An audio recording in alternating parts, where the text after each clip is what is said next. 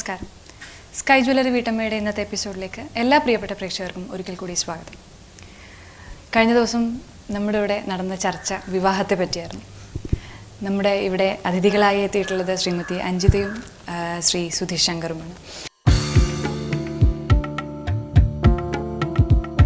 അപ്പോൾ ജാതകം ചേരുന്നില്ലായിരുന്നെങ്കിൽ നിങ്ങളുടെ ഈ ഒരു റിലേഷൻ എവിടെ എത്തിച്ചേരുമായിരുന്നു? പ്രസക്തിയില്ല. കാരണം നിങ്ങൾ ഇതായില്ലായിരുന്നെങ്കിൽ വേറെ എന്താകുമായിരുന്നു ചോദിക്കുന്ന പോലെയാണ്. അത് അതിൽ തെറ്റല്ലേ? അല്ല, അത് ന്യായമായ ഒരു ചോദ്യമല്ലേ? കാരണം ഈ പറഞ്ഞതുപോലെ പലരുടെയും വിശ്വാസമാണ് ജാതകം എന്ന് പറയുന്നത്. അങ്ങനെ ഒരു ചോദ്യം ഞാൻ നമ്മൾ ചിലപ്പോൾ പറയാറുണ്ട് സംസാരിക്കുമ്പോൾ, അത് ചെയ്തില്ലായിരുന്നെങ്കിൽ ഇതല്ലേ നന്നാവുമായിരുന്നു എന്ന് പറയില്ല. അപ്പോൾ നമ്മുടെ 2-3 വർക്ക് നമുക്കൊരു സമയം അല്ലെങ്കിൽ സംസാരിക്കുമ്പോൾ ഏത് അക്സെപ്റ്റ് ചെയ്യുന്നുള്ളൊരു കൺഫ്യൂഷനൊക്കെ ഉണ്ടാവും. അപ്പോൾ അതെടുക്കാമായിരുന്നു. അല്ല, അതിലർത്ഥമില്ല. നമ്മുടെ യോഗം അങ്ങനെയാണെങ്കിൽ അതേ നമ്മൾ എന്ത് ചെയ്യുമായിരുന്നു, അതിന് പ്രസക്തി ഇല്ലാന്നോ ചേട്ടനോട് ചോദിച്ചില്ല. അല്ല, ഒരു ഞങ്ങളുടെ ജാതകം നോക്കുന്നതിന് മുമ്പേ ആണല്ലോ ഞങ്ങൾ തമ്മിൽ ഇഷ്ടമാണെന്നൊക്കെ ഉള്ളൊരു ഇത് വന്നത്. അപ്പൊ അതുകൊണ്ടാണ് അപ്പൊ ആ സമയം അതുകൊണ്ട് അതുകൊണ്ട് ജാതകം ചേരില്ല എന്നുള്ളതിനെ പറ്റി ചിന്തിച്ചില്ല. കാരണം സുധേട്ടൻ എന്നോട് ഇങ്ങനെ പ്രപ്പോസ് ചെയ്യുമ്പോൾ തന്നെ എന്തോ ഒരു ചേർച്ച ഉണ്ടെന്നുള്ളൊരു ധാരണ ആയതുകൊണ്ട് ശരിക്കും ചേർന്നില്ലെങ്കിൽ എന്ത് ചെയ്യും എന്നുള്ളതിനെ പറ്റി ചിന്തിച്ചിട്ടേ ഇല്ല. ഏതായാലും ദൈവം സഹായിച്ച് ചേർന്നത് നല്ല രീതിയിലല്ല. ഓക്കെ, ഞാൻ ആ ചോദ്യം പിൻവലിച്ചു. വീണ്ടും ഇവിടേക്ക് വരാം. ഈ നമ്മൾ കഴിഞ്ഞ ദിവസം ചർച്ച ചെയ്തിരുന്നു ജാതി മത പ്രശ്നങ്ങളൊക്കെ. ഇപ്പം സെലിബ്രിറ്റീസിൻ്റെ കാര്യമാണെങ്കിൽ അതിനെ ആദ്യം പറഞ്ഞ പോലെ പ്രൊമോട്ട് ചെയ്യാൻ ഒത്തിരി പേരുണ്ട്. നമ്മൾ സാധാരണക്കാർ പോലും ഒത്തിരി ആഘോഷിക്കും അല്ലേ? അറിയാവുന്ന പരിചയമുള്ള ആൾക്കാരെ TV സ്ക്രീനിൽ കാണുന്ന ആൾക്കാരുടെ കല്യാണമൊക്കെ ആകുമ്പോൾ നമ്മളും ആഘോഷിക്കും, സാധാരണക്കാരും ആഘോഷിക്കും. സപ്പോർട്ട് ചെയ്യാൻ ഒത്തിരി പേര് കാണും, വീട്ടുകാരെ ശകാരിക്കാൻ ഒരുപാട് കാണും, ഉപദേശിക്കാൻ ഒരുപാട് പേര് കാണും. പക്ഷെ സ്വന്തം ജീവിതത്തിലേക്ക് വരുമ്പോൾ, നിങ്ങളുടെ കാര്യം ഞാൻ ആദ്യമേ ചോദിച്ചു എല്ലാം ക്ലിയർ ആക്കിയിരുന്നു, അങ്ങനെ അല്ലാതെ സ്വന്തം സാധാരണക്കാരുടെ ജീവിതത്തിലേക്ക് വരുമ്പോൾ എതിർപ്പുകൾ ഒത്തിരി ഉണ്ടാവില്ലേ? എത്രയായാലും നമുക്ക് നമ്മളെ കൊച്ചിന് നല്ല രീതിയിൽ കല്യാണം കഴിച്ചാൽ എല്ലാ അച്ഛനും അമ്മയുടെ ആഗ്രഹം അതായിരിക്കുമല്ലോ. പിന്നെ അവര് ഇതിൽ ലവ് മാരേജ് ചെയ്ത് പോയാലും നിവൃത്തിയില്ല, പിന്നെ അംഗീകരിക്കാനേ നിവൃത്തിയുള്ളൂ, അല്ലാതെ ഒന്നും ചെയ്യാൻ പറ്റില്ല. പക്ഷെ ജീവിത രീതികൾ തമ്മിൽ വലിയ വ്യത്യാസം, അത് കുറേ വ്യത്യാസം കാണും. കുറേ കഴിയുമ്പോൾ അവർ തമ്മിൽ അല്ല, ശരിക്കും ലവ് മാരേജിൽ കുറച്ച് 10-15 വർഷം കഴിഞ്ഞ് അവർ തമ്മിൽ പിണങ്ങി കുറേ വഴക്കൊക്കെ ആയി അവർ രണ്ടുപേരും പിരിഞ്ഞെന്നൊക്കെ എത്ര അങ്ങനെയും കേൾക്കുന്നുണ്ട്. ചിലവർ നല്ല രീതിയിലും പോകുന്നുണ്ട്. അത് പല ഇതുപോലെ ഇരിക്കും. ആൻറ്റി അഭിപ്രായം ഒന്നും ഇതുവരെ പറഞ്ഞില്ല. അഭിപ്രായം പറയാനൊന്നുമില്ല. എനിക്ക് 3 പെൺമക്കളാണ്. അവരെ 3 പേരും കല്യാണം കഴിഞ്ഞ് അവർ 3ഇടത്തിരിക്കുന്നു. ഒരാൾ അമേരിക്കയിൽ, ഒരാൾ ദുബായിൽ, ഒരാൾ ബാംഗ്ലൂരിൽ. ബാംഗ്ലൂരിലിരിക്കുന്നയാളും അഞ്ജിതയും കുഞ്ഞുനാളും തൊട്ടേ കൂട്ടുകാരാണ്, പരിചയക്കാരും കൂടിയാണ്. ഇനി കൊച്ചുമോളെ പറ്റിയേ ഉള്ളൂ പറയാൻ. കൊച്ചുമോളുടെ കാര്യമാവണമെന്നാണ് എൻ്റെ മനസ്സിലെ ആശ. പിന്നെ എല്ലാം ഈശ്വര നിശ്ചയം. ഏതായാലും ആൻറ്റി സന്തോഷവതിയാണ് 3 മക്കളുടെയും കാര്യത്തിൽ. ആൻറ്റിയോട് ചോദിക്കാം. ആൻറ്റി നേരത്തെ പറഞ്ഞു ആൻറ്റിയുടെ ബുദ്ധിമുട്ടുകൾ, വിഷമങ്ങളൊക്കെ പറഞ്ഞു. ആൻറ്റിക്ക് 2 ആൺകുട്ടികളാണെന്നും പറഞ്ഞു. ആൻറ്റിയുടെ മകൻ ഇതുപോലൊരു തീരുമാനം എടുക്കുകയാണെങ്കിൽ, അതായത് സ്നേഹിച്ചൊരു കുട്ടിയെ കല്യാണം കഴിക്കുകയാണെങ്കിൽ ആൻറ്റിയുടെ ആദ്യത്തെ റെസ്പോൺസ് എന്തോ ആയിരിക്കും? പറയാൻ പറ്റില്ല എന്തായാലും. അതാ ഇത്രയും വർഷമായിട്ട് അതിന്റെ ദുഃഖവും അത്ര തീവ്രമായി അനുഭവിച്ചുകൊണ്ടിരിക്കുന്ന വ്യക്തിയാകുമ്പോൾ തീർച്ചയായും അതിനെപ്പറ്റിയൊക്കെ ചിന്തിച്ചിരിക്കണം. അപ്പോൾ അതുകൊണ്ടാണ് ചോദിക്കുന്നത്. 17 വയസ്സായി അല്ലേ മൂത്ത മോന്. അപ്പം മോൻ ഇങ്ങനൊരു തീരുമാനം എടുക്കുകയാണെങ്കിൽ, ഇപ്പോൾ ഒന്ന് ചിന്തിക്കാമല്ലോ, മോൻ ഇങ്ങനെ ഒരു തീരുമാനം എടുക്കുകയാണെങ്കിൽ ആൻറ്റിയുടെ ആദ്യത്തെ റെസ്പോൺസ് എന്തായിരിക്കും? ആൻറ്റിയുടെ ഭർത്താവിൻ്റെ അമ്മയുടെയും അച്ഛൻ്റെയും അവസ്ഥയെക്കുറിച്ച് ഒരു കമ്പാരിസണും കൂടി ആവുമല്ലോ അപ്പം മനസ്സിലായി. അതായത് ഈ പെണ്ണിന്റെ വീട്ടുകാർ സഹകരിക്കുന്നവരായിരിക്കണം. അതായത് എനിക്ക് ചേച്ചി സഹകരിക്കോ? ആര്? ഇല്ല. അതായത് എന്റെ മകൻ അങ്ങനെ ഉണ്ടായിരിക്കണം. അതായത് എന്റെ കഷ്ടപ്പാട് ഇപ്പൊ എനിക്കറിയാലോ. അപ്പൊ ആ വേദന എന്റെ മകൻ ഉണ്ടാവരുത്. അല്ല, ചേച്ചി വീട്ടിൽ കയറ്റുമോ? മോളെ കേട്ടു. പക്ഷെ ചേച്ചി പറഞ്ഞത് പെൺകുട്ടിയുടെ വീട്ടുകാരുടെ സഹകരണം കൂടി ഉണ്ടാവണം. അപ്പം ആന്റിയുടെ ജീവിതത്തിലുണ്ടായിരുന്നു അങ്ങനെ? ആന്റിയുടെ വീട്ടുകാരുടെ സഹകരിക്കുന്നു. അപ്പൊ അവരായിട്ടൊരു ശ്രമം നടത്തിയില്ല? വീണ്ടും ഞാൻ അതിലേക്ക് വരുന്നില്ല, അത് അവിടെ നേരത്തെ തീർന്ന ഒരു കാര്യം. അവന്റെ അച്ഛൻ എന്നെ നോക്കും പോലെ അവനും അങ്ങനെ ഉണ്ടാവണം, അത്രേ എനിക്ക് പറയാനുള്ളൂ. ആ കുട്ടിയെ ദുഃഖിപ്പിക്കരുത്. മകൻ റെസ്പോൺസിബിൾ ആയിരിക്കണം. അപ്പൊ മകന്റെ അടുത്ത് ഇതേപോലെ ഉപദേശങ്ങളൊക്കെ നൽകാൻ അച്ഛൻ കൊടുക്കാറുണ്ട്. അച്ഛൻ തന്നെ കൊടുക്കാറുണ്ട്. മോള് പറയൂ, മോളുടെ അഭിപ്രായം എന്താണ്? ചിന്തിച്ചിട്ടുണ്ടോ ഈ കാര്യങ്ങളെ കുറിച്ചൊക്കെ എപ്പോഴെങ്കിലും? ഇല്ല. എന്നാലും ഈ ഒരു വേദിയിലിരിക്കുമ്പോൾ ഇത്രയും പേര് ഇത്രയും കാര്യങ്ങൾ സംസാരിക്കുമ്പോൾ എന്താണ് അഭിപ്രായം? മോളുടെ അമ്മ പറയാറുണ്ടോ കാര്യങ്ങളൊക്കെ? അമ്മ പറയുന്ന അമ്മ പറയുന്നത് തന്നെയാണ് അനുസരിക്കുന്നത്. അമ്മ പക്ഷേ വളരെ നേരത്തെ പറഞ്ഞ പോലെ വളരെ തുറന്ന മനസ്സോടെയാണ് ഇരിക്കുന്നത്. മോൾക്ക് അതിനോട് യോജിപ്പില്ല എന്നാണ്, അതായത് ഈ നേരത്തെ ചേച്ചി പറഞ്ഞതുപോലെ ലവ് മാരേജിനോട് അങ്ങനെ ഒരു താല്പര്യം ഇല്ലാഞ്ഞിട്ടാണോ, അതിനെ വലിയ യോജിപ്പില്ല, അത് ശരിയല്ല എന്ന് തോന്നുന്നുകൊണ്ടാണോ? ഇത് പ്രേമിക്കാനുള്ളൊരു അവസരം വരുമ്പോഴേ അഭിപ്രായങ്ങളൊക്കെ മാറില്ലേ. ശരി, ഏതായാലും അഭിപ്രായങ്ങളൊക്കെ തൽക്കാലം മാറ്റി വെച്ചിട്ട് ഇനി പിന്നെ ചിന്തിച്ചാൽ മതി കേട്ടോ. ഇതൊക്കെ കഴിഞ്ഞ് പോയിട്ട് പിന്നെ ചിന്തിച്ചാൽ മതി. ഒരു പാട്ട് പാടാം നമുക്ക് വേണ്ടി, അല്ലേ? പാടി.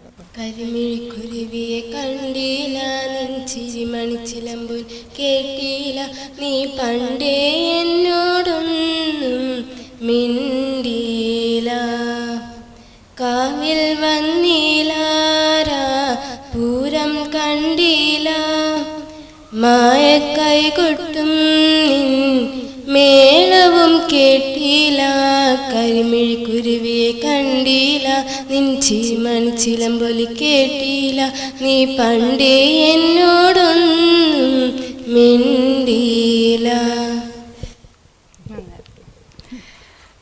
വീണ്ടും നേരത്തെ ചേച്ചി ഇടയ്ക്ക് പറഞ്ഞൊരു അഭിപ്രായത്തോടെ വയ്ക്കും, അതായത് പലപ്പോഴും പല അച്ഛനമ്മമാരുടെയും, നിങ്ങളുടെ കാര്യമൊന്നും കേട്ടോ പറയുന്നത്, എന്നുവെച്ചാൽ കുട്ടികൾ കല്യാണം കഴിച്ചോട്ടെ, അവരുടെ ഇഷ്ടത്തിന് കല്യാണം കഴിച്ചോട്ടെ എന്ന് തീരുമാനിക്കുന്നത് ഒരു അല്പം അതിലൊരു എന്താ പറയുക, ഒരു ലാഭം ഓർത്തിട്ടാണ് എന്നൊരു അഭിപ്രായം ഇവിടെ നേരത്തെ ഇടയ്ക്ക് പറഞ്ഞിട്ടുണ്ടായി. പറയാലും അങ്ങനെ വിചാരിക്കുന്നില്ല. എന്തായാലും നല്ല രീതിയിൽ കല്യാണം കഴിച്ചു കൊടുക്കണമെന്ന് അച്ഛനും അമ്മയും എപ്പോഴും ആഗ്രഹത്തുള്ളൂ. അങ്ങനെയുള്ള അച്ഛനമ്മമാരും ഉണ്ടാവില്ലേ?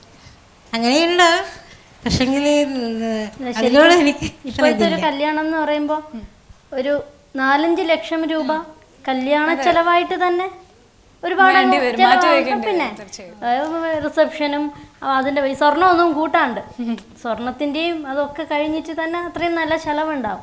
അപ്പൊ ചിലർ അങ്ങനെ ചിന്തിക്കുന്നുണ്ടോന്നറിയില്ല. എന്നാലും എല്ലാരും പ്രേമത്തിനെ എതിർക്കാനല്ലേ ശ്രമിക്കുന്നത്.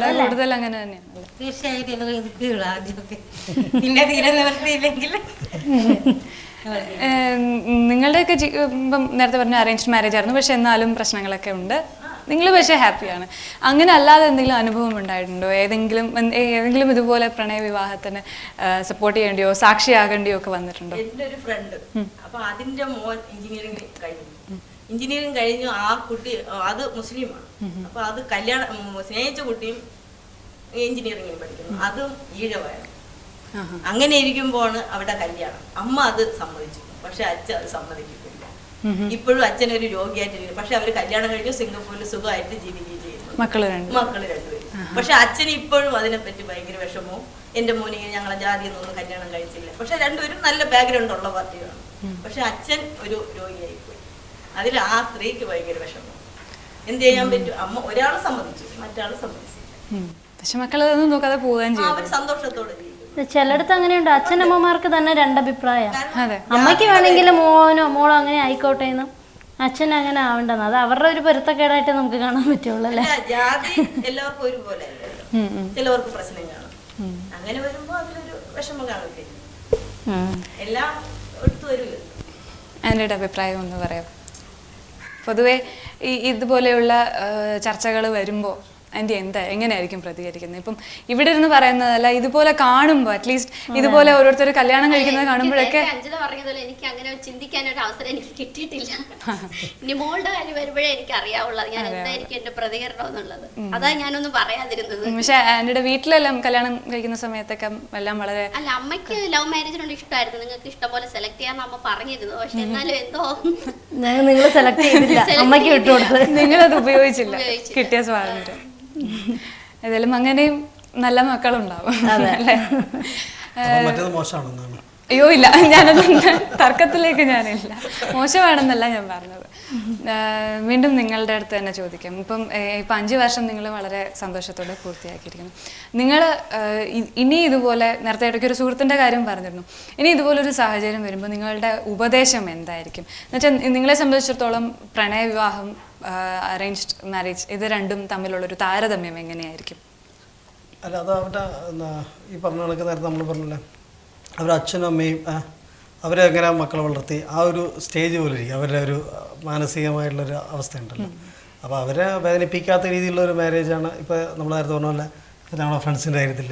എങ്കിലും ഞങ്ങളുടെ ഉപദേശം അവരെ അച്ഛനമ്മയെ വേദനിപ്പിച്ചുകൊണ്ടിട്ടുള്ള ഒരു സംഭവം എന്ന് പറയാൻ പറ്റില്ല. കാര്യം ഞങ്ങളുടെ ലൈഫിൽ അങ്ങനെ സംഭവിച്ചിട്ടില്ല. അതുകൊണ്ട് തന്നെ നമ്മൾ ആ രീതി തന്നെയാണ്. ഇനി ഞങ്ങളുടെ ഉപദേശമായിട്ട് ഞങ്ങൾ പറയുക, മാക്സിമം നിങ്ങളിത് അച്ഛനമ്മമാർക്ക് ഇഷ്ടമല്ല പറഞ്ഞിട്ട് ഇതിവിടെ വെച്ച് കട്ട് ചെയ്യണം എന്നൊന്നും പറയില്ല. പക്ഷെ മാക്സിമം ഈ ലവ് മാരേജ് ഒക്കെ സക്സസ് ആയത് മാത്രമേ പുറത്തധികം പേരും അറിയുന്നുള്ളൂ. ഇപ്പോൾ ഡൈവോഴ്സ് നടന്ന ഇതിൻ്റെ റീസൺസ് ഒന്നും എല്ലാവരും അറിയില്ല. ഇപ്പോൾ നമ്മൾ തന്നെ ഫീൽഡിൽ തന്നെ ഒരുപാട് പേര് കല്യാണം കഴിയുന്നതൊക്കെ അറിയാം. ഡൈവോഴ്സ് എന്ന് നമ്മൾ പിന്നീട് കാണുമ്പോൾ ഡൈവോഴ്സ് ആയ എന്ന് പറയുമ്പോഴാണ് അറിയുന്നത്. ശരിക്കും അതിൻ്റെ റീസൺസ് ഒന്നും ആരും അറിയുന്നില്ലല്ലോ. അപ്പോൾ അതും കൂടെ ഒക്കെ നിങ്ങൾ ഈ ചർച്ചയിലൊക്കെ അങ്ങനത്തെ കാര്യങ്ങളൊക്കെ ഉൾപ്പെടുത്തുകയാണെങ്കിലൊക്കെ ശരിക്കും പുതിയ ആൾക്കാർക്കൊക്കെ വലിയ സംഭവമാണ്. അത് ഞാൻ ആദ്യം പറഞ്ഞ ഒരു ഇടപെടലുകളുടെ ഒരു വലിയ പ്രശ്നം ഈ ഫീൽഡിൽ ഉണ്ടോ എന്ന് ഞാൻ ചോദിച്ചതിന് കാരണം അതാണ്. പലപ്പോഴും ശ്രദ്ധിക്കപ്പെടുന്ന മാരേജസ് നിങ്ങളുടെ ഫീൽഡിൽ നിന്ന് തന്നെയാണ്. അല്ല, ശരിക്കും പ്രിയ, മാരേജ് എന്ന് പറഞ്ഞാൽ തന്നെ ഒരു ബമ്പറാണ്, ഒരു ലോട്ടറി പോലെയാണ്. കിട്ടിയാ കിട്ടി, ഇല്ലെങ്കിൽ ഇല്ല. അതുകൊണ്ട് ലവ് മാരേജസ് ആണെങ്കിലും അറേഞ്ച്ഡ് മാരേജസ് ആണെങ്കിലും നമ്മളൊരു ലൈഫിനെ എങ്ങനെ നോക്കി കാണുന്നു, നമ്മുടെ ലൈഫ് നമ്മൾ വേണം ഒരു പരിധി വരെ മുന്നോട്ട് കൊണ്ടുപോകാൻ. നമ്മൾ പോസിറ്റീവായിട്ട് നല്ല രീതിയിൽ മുന്നോട്ട് കൊണ്ടുപോകാൻ വേണ്ടി മാക്സിമം ട്രൈ ചെയ്താൽ ഒരു പരിധി വരെയും നല്ല രീതിയിൽ തന്നെ മുന്നോട്ട് പോകുന്നേ പറയാൻ പറ്റുന്നുള്ളൂ. അതെ, കാരണം രണ്ട് സൈഡിൽ നിന്നും അച്ഛനമ്മമാരോട് നമ്മൾ ഒരുപാട് വിട്ടുവീഴ്ച വരുത്തേണ്ടി വരും, ഹസ്ബൻഡിനോട് വേണ്ടി വരും, ഹസ്ബൻഡ് അതുപോലെ തിരിച്ചിങ്ങോട്ടും പല കാര്യങ്ങളിലും നമുക്ക് സപ്പോർട്ടീവായിട്ടും ഇരിക്കേണ്ടി വരും. അപ്പം അങ്ങനെ മൊത്തത്തിൽ എല്ലാ സൈഡിൽ നിന്നും എല്ലാവരും കൂടി ഉള്ളൊരു അഡ്ജസ്റ്റ്മെൻ്റ് ആണ് ഫാമിലി ലൈഫ് എന്നാണ് ഞങ്ങളുടെ ജീവിതത്തിൽ നിന്ന് ഞങ്ങൾക്ക് മനസ്സിലായത്. അതിലും വളരെ രസകരമായ ഒരു പ്രയോഗമായിരുന്നു അവിടെ ഉണ്ടായിരുന്നത്, ബമ്പർ എന്നുള്ളത്. കല്യാണം എന്ന് പറയുന്നത് ഒരു ബമ്പറാണ്. ഒരിക്കലും പ്രതീക്ഷിക്കാതിരിക്കുന്നതായിരിക്കും അല്ലെ, നമ്മൾ കൂടുതലൊന്നും പ്രതീക്ഷിക്കാതിരിക്കും. എല്ലാവരും നല്ല മുഖങ്ങൾ മാത്രമേ നമ്മൾ പരസ്പരം കാണുകയുള്ളൂ. കാണിക്കാൻ നമ്മൾ കാണാനും ശ്രമിക്കുള്ളൂ. ഒരു നെഗറ്റീവും നമ്മൾ കാണില്ല. മാരേജ് കഴിയുമ്പോൾ ഉള്ള ജീവിതമാണ് ശരിക്കും പറഞ്ഞാൽ എല്ലാവരുടെയും പച്ചയായ ഒരു മനുഷ്യന്റെ സ്വഭാവം പുറത്തു വരുന്നത്. അതിൽ അങ്ങോട്ടും ഇങ്ങോട്ടും അഡ്ജസ്റ്റ് ചെയ്ത് അതെ, എല്ലാവരും വളരെ പോളിഷ്ഡ് ആയിട്ട് അങ്ങോട്ടും ഇങ്ങോട്ടും ഒരു ചെറിയൊരു വർത്തമാനത്തിൽ പോലും ഒന്നും തോന്നാൻ പാടില്ല എന്നുള്ള രീതിയിൽ സംസാരിക്കുള്ളൂ. കല്യാണം പക്ഷെ കല്യാണത്തിന് മുമ്പ്, കല്യാണം തീരുമാനിച്ചതിന് ശേഷം കിട്ടിയ ഒരു ഗ്യാപ്പ്, നിങ്ങൾ തന്നെ തീരുമാനിച്ചതിന് ശേഷം കിട്ടിയ ഒരു ഗ്യാപ്പ് വളരെയധികം അടുത്തറിയാൻ അനുഗ്രഹമായി. അത് ശരിക്കും ലവ് മാരേജസ് മാത്രമല്ല, ഞങ്ങളുടെ അഭിപ്രായത്തിൽ ഏതൊരു മാരേജിനും ഒരു 4-5 മന്ത്സിൻ്റെങ്കിലും ഒരു ഗ്യാപ്പ് കൊടുക്കണം. അത് ഈ പെൺകുട്ടിയും ആൺകുട്ടിയും ഒക്കെ അത് യൂട്ടിലൈസ് ചെയ്യണം, നല്ലോണം സംസാരിച്ച്. ഇപ്പം ഞങ്ങളുടെ മാരേജ് ഓക്കെ ലവ് മാരേജ് ആയിരുന്നു എന്ന് പറയും. സുധേറിൻ്റെ ഏട്ടൻ്റെയും അനിയൻ്റെയും മാരേജ് പക്ക അറേഞ്ച്ഡ് മാരേജ് ആയിരുന്നു. പക്ഷേ ഞങ്ങൾക്ക് 3 മരുമക്കൾക്കുമാണ് ആ വീട്ടിലെ ഏറ്റവും കൂടുതൽ സ്ഥാനം. അച്ഛനും അമ്മയും ഞങ്ങൾക്കാണ് കൂടുതൽ ഇമ്പോർട്ടൻസ് തരുന്നത്.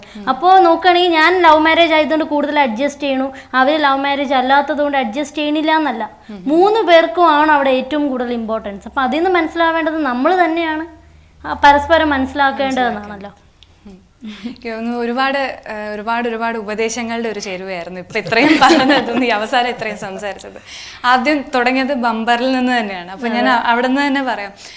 എനിക്ക് തോന്നുന്നു ഈ പറഞ്ഞതുപോലെ പലരും വളരെ തുറന്ന് ചിന്തിക്കുന്നവരാണ്. പക്ഷേ നമ്മുടെ പ്രേക്ഷകരെ സംബന്ധിച്ചിടത്തോളം, വീട്ടമ്മമാരെ സംബന്ധിച്ചിടത്തോളം എല്ലാവരും അങ്ങനെ ആയിരിക്കണമെന്നുമില്ല. ഒരുപാട് റെസ്ട്രിക്ഷൻസ് അവരുടെ വീട്ടിലെ രീതികളുടെ, സംസ്കാരത്തിൻ്റെ, പാരമ്പര്യത്തിൻ്റെ ഒക്കെ ആദ്യം പറഞ്ഞ പോലെ ഒരുപാട് റെസ്ട്രിക്ഷൻസ് അനുഭവിക്കുന്ന വീട്ടമ്മമാരുണ്ടാവാം.